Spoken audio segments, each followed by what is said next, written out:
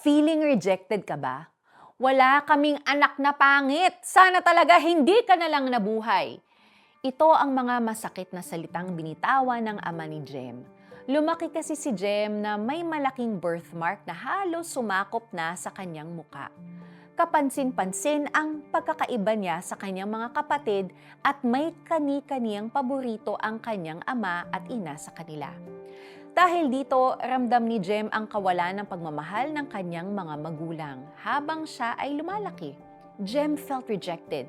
Naging mababa ang tingin niya sa sarili at nahirapan siyang makipag-relate sa iba sa takot na ma-reject siyang muli kagaya ng ginawa sa kanya ng kanyang mga magulang. Naranasan mo rin bang ma-reject ng sarili mong ama at ina?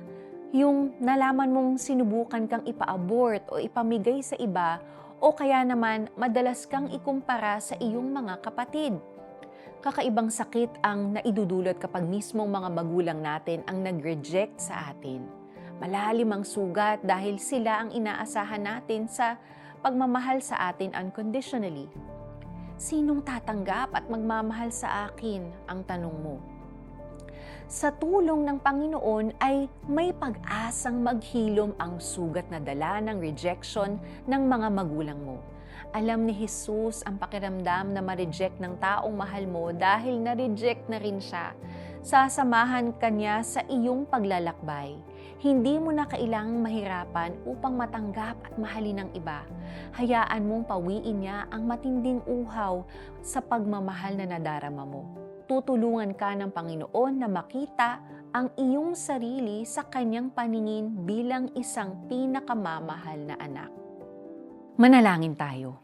Panginoon, dinadala ko sa iyo ang sakit ng rejection dulot ng aking mga magulang. Tulungan mo akong maramdaman ang iyong pagtanggap at pagmamahal sa akin.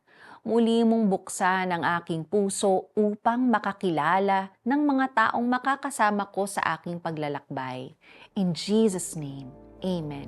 Give God a chance na katagupuin ka niya sa lalim ng rejection na iyong nararamdaman.